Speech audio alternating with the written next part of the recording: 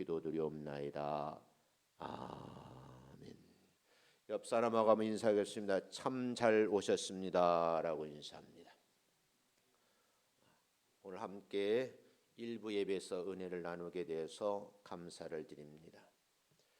교회력에 의하면요, 오늘은 이제 대림절이라 그러거든요. 올해는 겹쳐 있는데 성서주일이 겹쳐 있습니다. 성서주일이라는 것은요, 성경의 소중함을 성도들에게 다시 일깨워주고 말씀대로 살아갈 것을 다짐하는 그런 주일입니다. 대림절은요, 말씀을 준비하고 주의 재림을 기다리는 삶을 살아가는 성도들에게 우리 구주 예수님이 이 땅에 오심에 대해서 대망하는 마음으로 기다리는 성탄절 4주 전부터 대림절이라, 그래서 오늘은 성대림절 두 번째 주일입니다.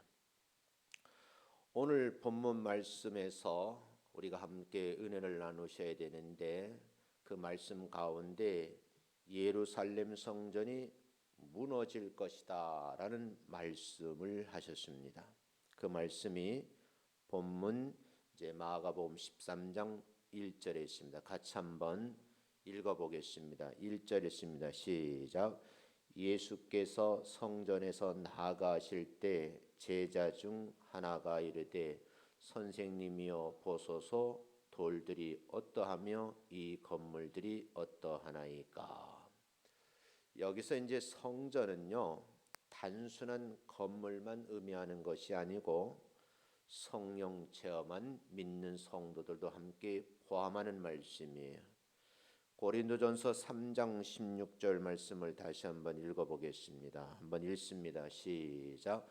너희는 너희가 하나님의 성전인 것과 하나님의 성령이 너희 안에 계시는 것을 알지 못하느냐.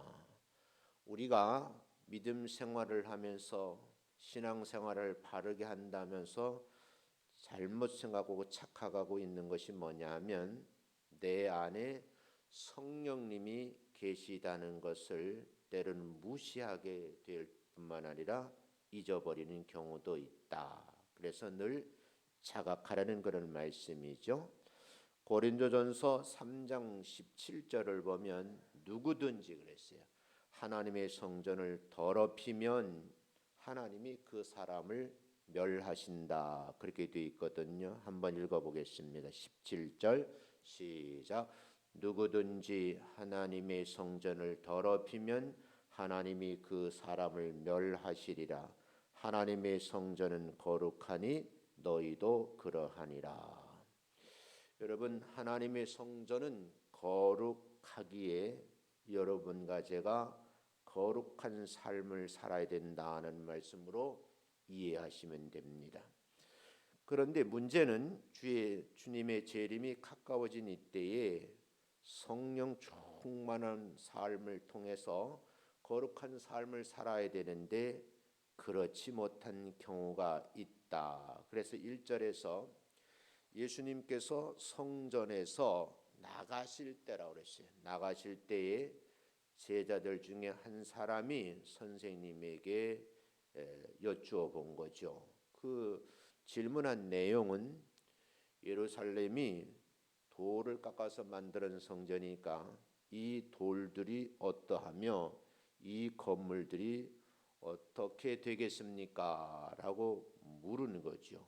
그 물음에 대해서 오늘 성경 본문에서 2절부터 8절까지 답을 하셨는데, 그 답을 보면서 여러분과 제가 미래를 향해서 어떻게 재난이 오고 어떻게 재앙이 올 때 주님께서는 뭐라고 말씀을 하시는가를 들으면서 대림절 기간 동안에 여러분이 잘 이렇게 지키셔서 주님의 은혜를 마음껏 누리는 2020년이 될 줄로 믿습니다. 본문으로 돌아가서 보면 대지를 네 부분으로 나누면 첫 번째 대지가 모두 무너진다라고 하는 말씀이에요. 본문을 좀 스토리 방식으로 다시 한번 재구성해 보면 내용은 이렇습니다. 예수님께서 성전을 떠나시기 위해서 밖으로 나오실 때 제자 한 사람이 말을 건넵니다. 선생님, 저것 보십시오. 저 돌들이며 건물들이 얼마나 웅장한지 볼만하십니까? 라고 말을 합니다. 그 말 끝에 예수님께서 저 웅장한 건물들이 지금은 너희 눈에 보이겠지만 저 돌들이 어느 하나라도 제자리에 그대로 얹혀 있지 못하고 다 무너지리라고 그렇게 예수님이 답을 하신 겁니다. 아마 이 말을 들은 제자는 황당했으리라고 생각이 돼요. 그 이유는요, 예루살렘 성전은 헤롯 왕이 무려 이 지역인 4만 평에 이르는 넓은 대지 위에 사방으로 20m 높이로 쌓아올린 건물인데, 인간적인 측면에서 보면 그 교회가 무너진다, 성전이 무너진다 하는 것은 상상할 수가 없는 거예요. 튼튼하기도 하지만 웅장할 뿐만 아니라 모든 사람이 봤을 때 참 아름다운 건축물이다, 이렇게 말할 수밖에 없는 거대한 건물입니다. 그런데 성경에서는 헤롯을 폭군이라고 그러거든요. 폭군 헤롯 왕은 인부와 석공들이 성전의 성역을 훼손하는 일이 없도록 세심하게 관리를 했습니다. 1천여 명에 달하는 제사장들과 석공들을 잘 훈련시킨 후에 성전 건축에 참여시키는 그런 세심함을 보여줬다는 거죠.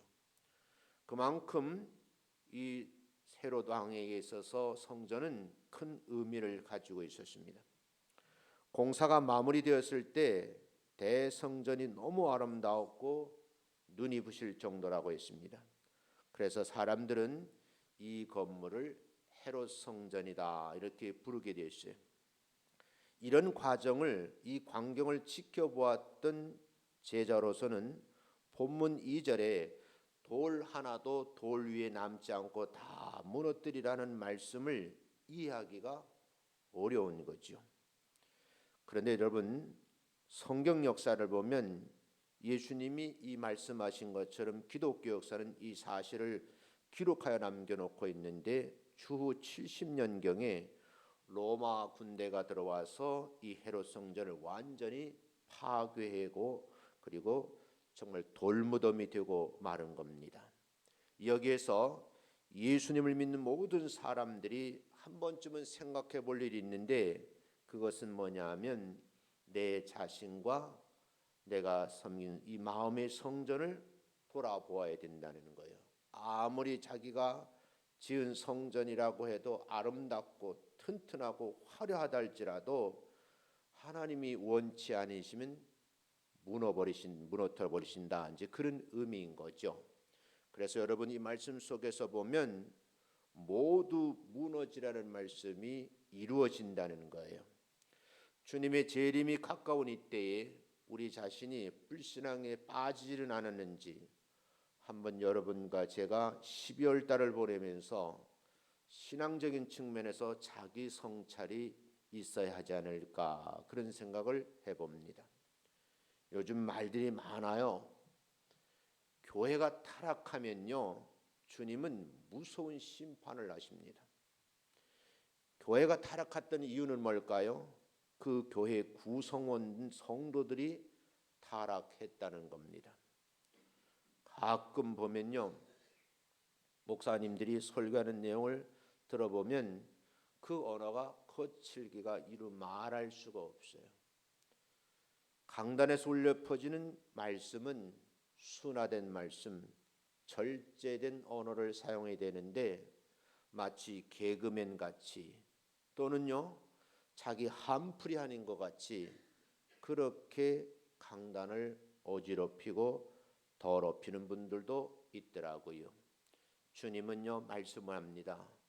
아무리 화려한 성전이라 할지라도, 튼튼한 대리석으로 지어낸 교회라 할지라도 하나님의 마음에 들지 않으면 무너져 버린다는 것이고요. 우리 개인의 성전도 파멸시킨다, 이렇게 좀 확대 해석할 필요가 있다는 것이고, 여기에 대한 경각심을 가지고 12월 한 달을 마무리하셔야 되지 않을까라는 생각을 함께 여러분에게 전해드립니다. 두 번째는요, 이 본문 말씀을 보면 미혹을 받지 말라는 거예요. 오늘날 지금 이 시대의 성도들이요, 마귀의 고도 전략과 미혹이 유별나게 심한 그런 세상에 살고 있거든요. 근데 여러분, 이 미혹을 떨쳐버리기가 힘들다는 거예요. 마귀는요, 예수님을 시험하려다가 실패를 했어요. 실패한 이후에 그 대상을 예수님을 믿는 성도들을 공격 대상으로 삼는 겁니다. 그 공격 대상자가 누구일까? 성경을 살펴보면 그 사람이 바로 기도하지 않는 사람을 공격한다는 거예요. 그 이유로는요, 기도하지 않으면 분별력이 약해지고요, 판단하는데 오류를 범하기 쉽고요, 그 관계로 쉽게 마귀의 미혹에 넘어간다, 그런 얘기거든요. 또 하나는요, 그 공격 대상이 될 사람 두 번째는 뭐냐면 신앙의 교만에 빠진 자들이에요. 마귀는요, 교만하여 스스로 자기 힘으로 교회 일을 하려는 사람들을 미혹하는 거죠. 결국은 넘어뜨리는 겁니다. 오늘 본문 5절 6절 말씀에서 이렇게 말씀을 합니다. 한번 읽어보겠습니다. 시작. 예수께서 이르시되 너희가 사람의 미혹을 받지 않도록 주의하라 그랬어요. 분명히 말씀하시죠. 너희가 사람의 미혹을 받지 않도록 주의하라는 거예요. 우리 주변에 보면 마귀의 조종을 받아서 성도들을 무너뜨리고 교회를 무너뜨리려고 하는 사람들이 의외로 많다는 거예요. 그런 사람들을 조심하라는 얘기고요. 13장 6절 한번 읽어봅니다. 시작. 많은 사람이 내 이름으로 와서 이르되 내가 그라하여 많은 사람을 미혹하리라. 많은 사람이라 그랬어요. 이 많은 사람들이 예수님의 이름으로 온다는 거죠. 우리 근처에 가까이 와서 내가 예수입니다, 그렇게 말하는 사람들. 우리나라도 보면요, 자칭 자기가 그리스도라는 사람이 굉장히 많아요. 말도 할 수 없는 그런 회개한 논리를 펴는데도 불구하고 수만 명이 그 무리 속에 빠져 있고요.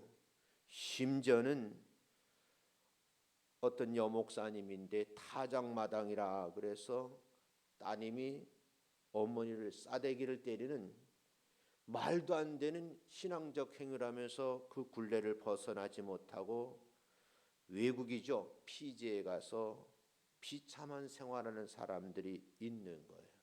근데 지금도 귀국을 못하고 있어요. 그를 추종하는 여목사님은 감옥에 있는데 감옥에서 지금도 조종을 하고 있어요. 사실은요, 성경 표현을 보면 그러니까 몇몇 사람이라 그러지 아니하고 많은 사람이라는 표현을 쓰고 있고, 그 사람들이 예수의 이름으로 여러분과 제 곁에 와서 말을 하기를 내가 그리스도입니다, 이렇게 미혹을 한다는 거예요. 재밌는 것은요, 나타나는 현상이지만 그런 행위라는 그런 교회는 성도들이 꾸역꾸역 모여드는 거예요.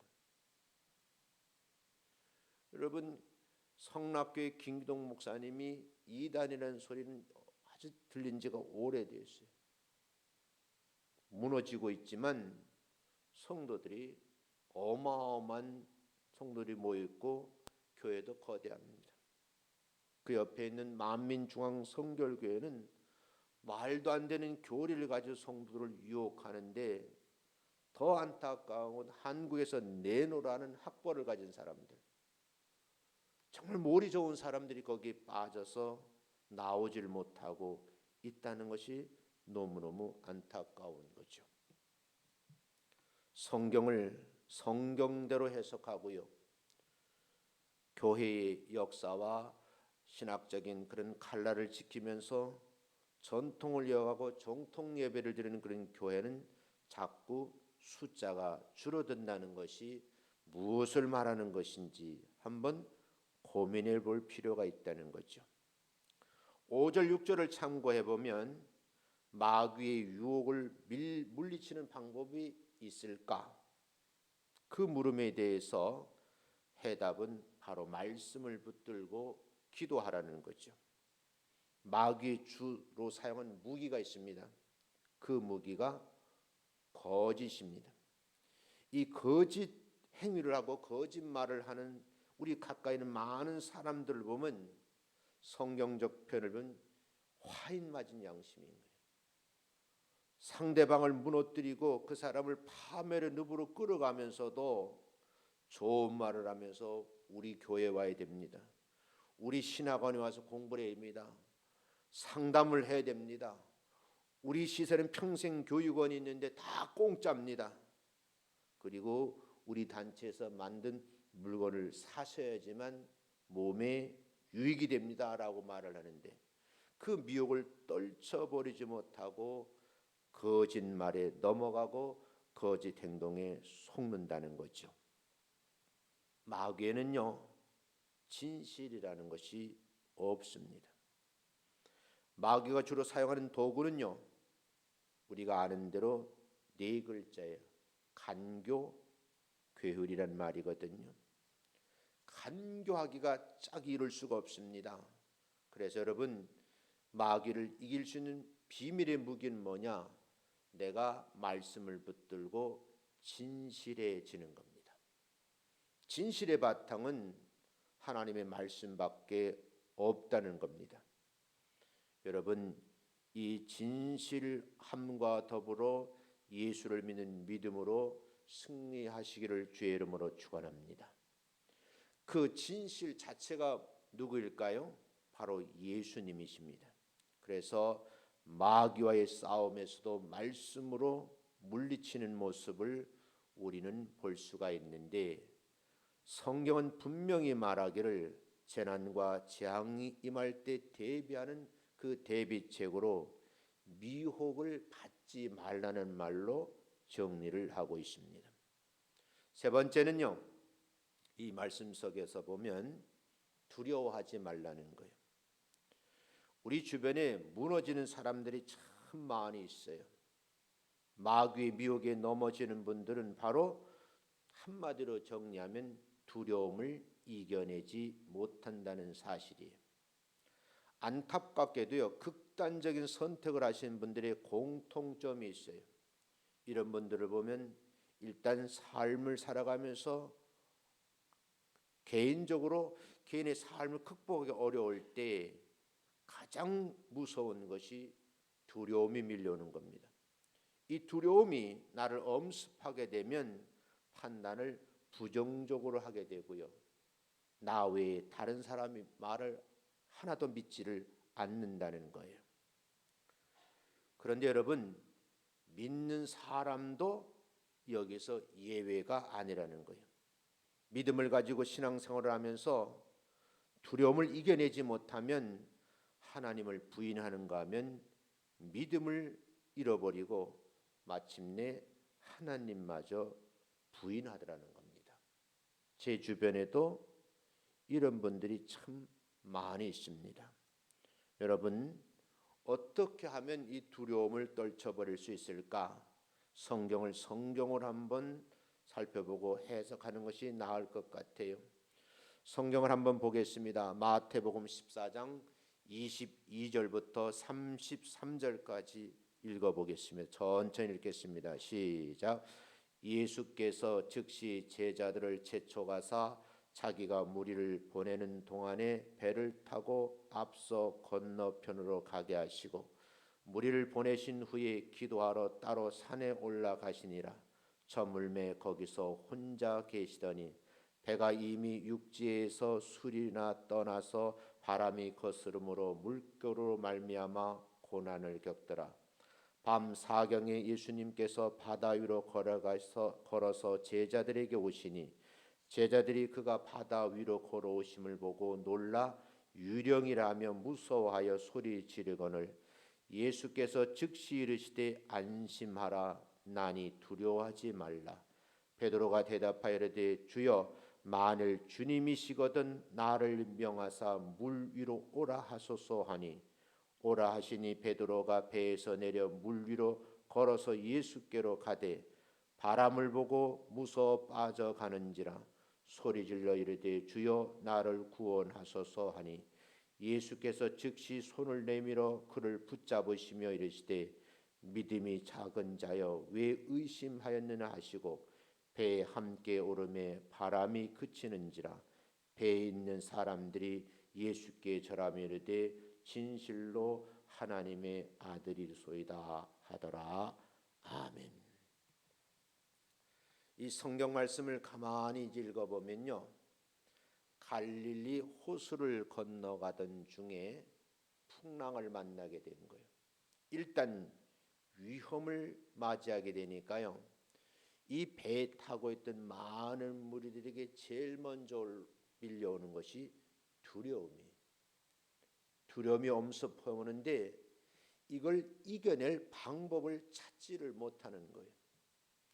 두려움은요, 신앙인들의 믿음을 흔들어 버리고요, 하나님마저 부인에게 만드는 아주 어떻게 보면 무서운 겁니다. 이런 두려움과 절망이 밀려올 때에 이기는 방법이 없을까? 성경은 오늘 본문에서 그 해답을 제시하고 있어요.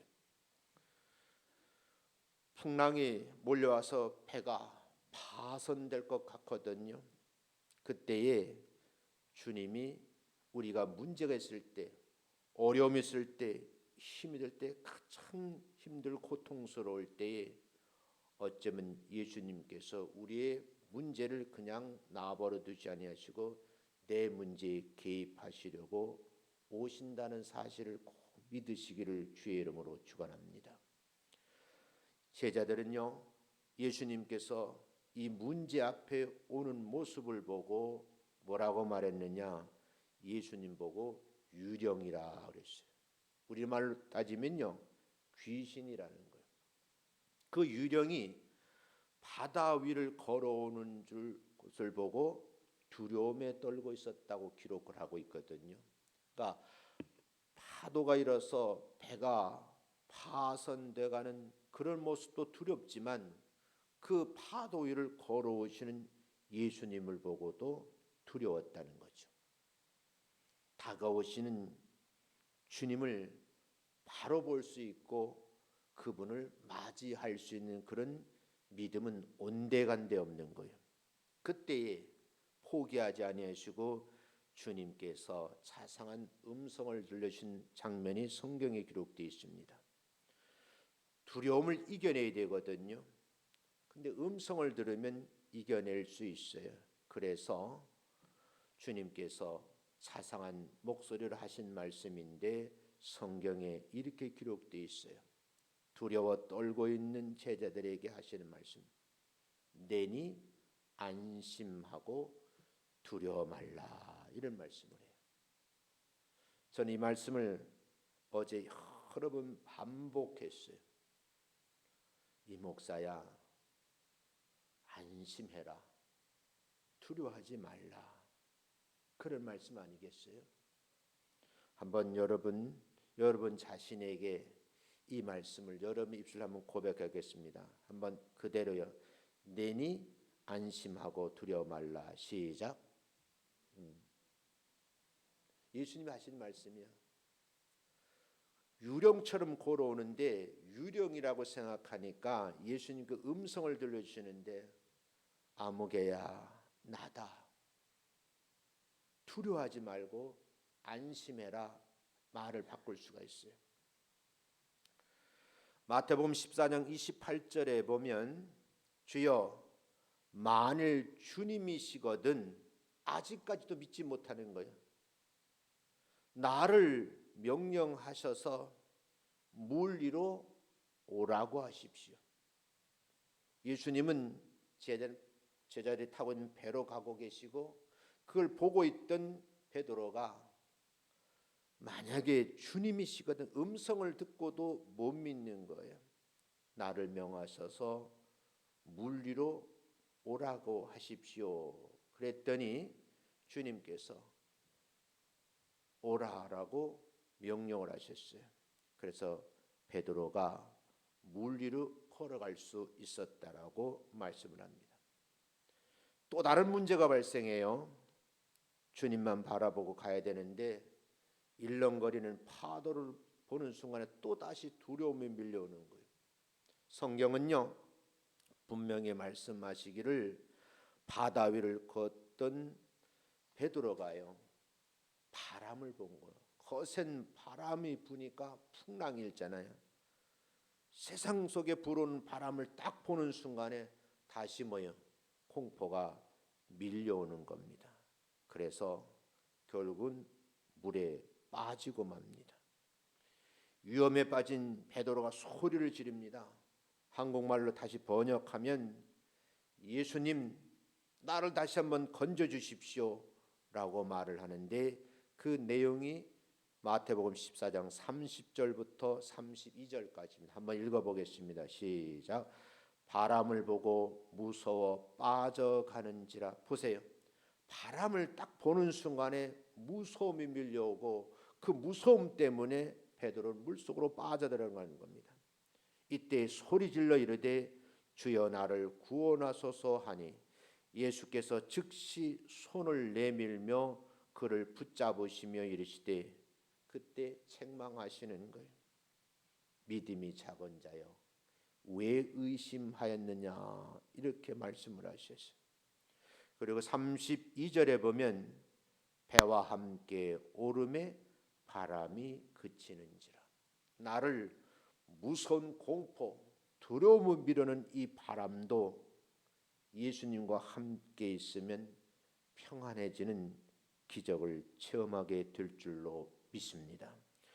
두려움을 이겨내는 방법이 이 마태복음에 기록이 되어 있는 거죠. 이걸 정리하면 이렇습니다. 여러분과 저는 주님의 손을 꼭 붙잡고 평생 동안 걸어가시기를 주의 이름으로 축원합니다. 붙잡을 뿐만 아니라 예수님을 바라보셔야 돼요. 그래야 그분께서 하시는 말씀을 들을 수가 있고요, 그 말씀대로 의심치 않고 함께 걸어가면 바람이 밀려온다 할지라도, 폭풍 밀려온다 할지라도 우리 예수님께서 안전한 곳으로 인도해 주실 줄로 믿습니다. 믿음은요, 두려움을 물리치는 명약인 거예요. 그런데 문제는 뭘까요? 명약을 가지고 처방할 줄 모르는 백성들이 의외로 많다는 거예요. 네 번째는 이런 말씀을 하셔요. 이렇게 명약을 처방해 놓으시고 마지막으로 하신 말씀이 이제 재난이 시작된다, 재앙이 임할 것이라는 말씀을 하시는 거예요. 큰 넓은 의미에서 보면요, 여기서 말하는 재앙과 재난이라는 말은 개인적으로 보면 종말입니다. 어쩌면 순간에 죽음이라고는 공포에 밀려들면 여러분 평생 예수 믿다가도 지옥으로 가는 어처구니 없는 일이 벌어진다는 거예요. 우리가 곰곰이 생각을 해보셔야 돼요. 기독교의 진리가 뭘까요? 예수님을 내 인생의 구주로 믿는 것이고요, 그 다음은 이 땅에 재림하시는 예수님을 바라보며 사셔야 돼요. 그분이 오실 때에 나를 향해서 오고 계시거든요. 여러분, 아무리 세상이 험악하고 위험하고 나를 무너뜨리려고 한다 할지라도 예수님을 바라보면 예수님의 음성을 들을 수 있고 예수님의 손을 다시 잡을 수 있다는 거예요. 이 땅에 주님이 재림하실 때 여러 가지 전조 증상이 있다고 성경은 말하는데, 그 가운데 대표적인 전조 증상이 재난의 징조입니다.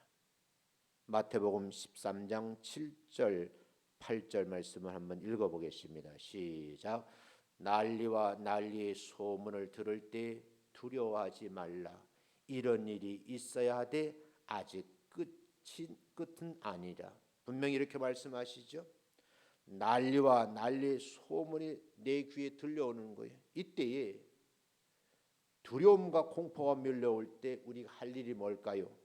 믿음을 가지고 두려워하지 말라는 거예요. 왜요? 아직 끝이 아니니까. 8절 말씀 시작.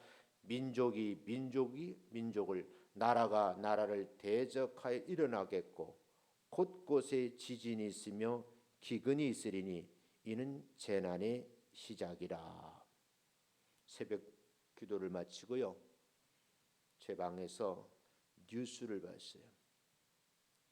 여러분 지금 남북한 상태가 약간 불안한 조짐으로 가고 있어요. 미국 대통령하고 이북의 지도자가 서로 오고 가는 말들을 보면 불안한 징조예요. 그걸 반증하듯이 미군이 간 최고의 비행기들이 지금 한반도를 수시로 드나들고 있어요. 여러분 이게 엄청난 일이 벌어질 수 있는 충분한 개연성이 있는 일이에요. 우리가 동양 사람들의 생각하고 서양 사람들의 생각이 다르고요. 특별히 미국 사람들의 생각은 유대인들 같은 생각을 가지고 있어요.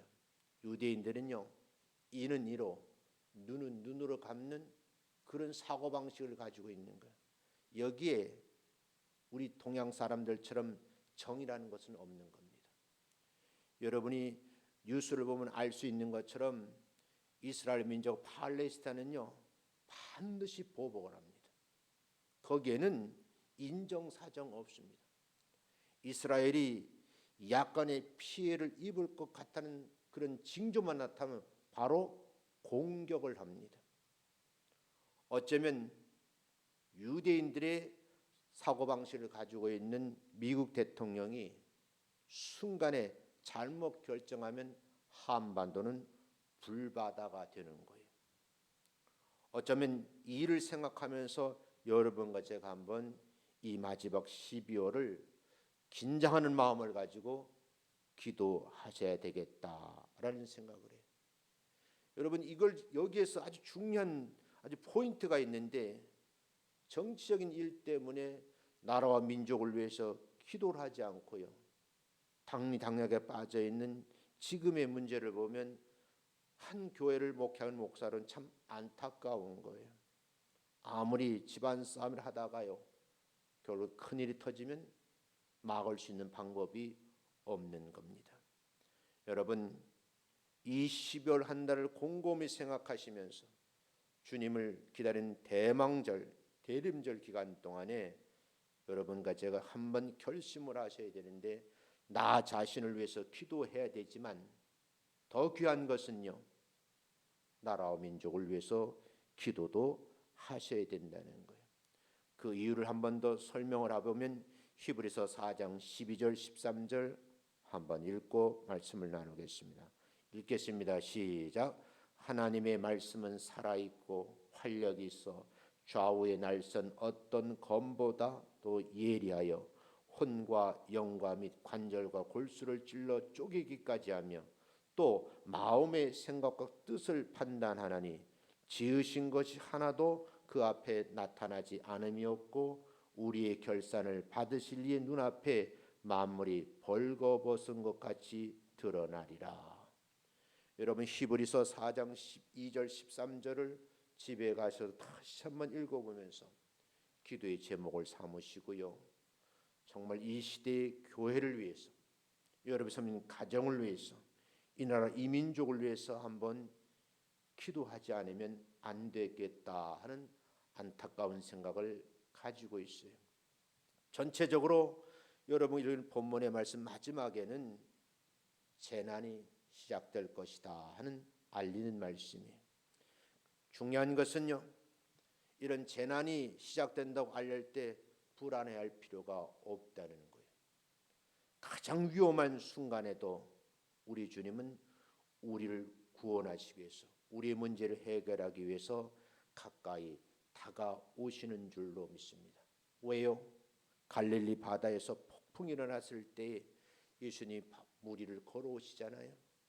걸어오시는 그 모습을 보고 그 당시 제자들처럼 유령이라고 호들갑을 떨 것이 아니라 나를 향해서 오시는 예수님을 반가이 맞이하면요, 문제는 우리 예수님이 해결해 주실 줄로 믿습니다. 그리고 그분의 음성을 들어야 돼요. 두렵고 떨리는 마음으로 공포에 휩싸였을 때 자상한 음성, 아무개야 내니라, 두려워하지 말고 안심하라, 이 말씀을 곰곰이 생각을 하셔야만 합니다. 하나님의 말씀만이 재난과 재앙을 극복하고요, 주님을 만나 뵐 수 있는 은혜의 수단인 줄로 믿습니다. 여러분, 12월 둘째 주를 우리가 신앙 생활 속에 보내면서 이제 3주가 남았거든요. 이 3주 동안에 주님을 대망하며 기다리는 가운데에 이 말씀을 꼭 명심하셨으면 좋겠다 하는 무거운 말씀을 전하면서 여러분에게 기도의 제목이 되시기를 주님의 이름으로 축원합니다. 기도하겠습니다. 하나님 아버지,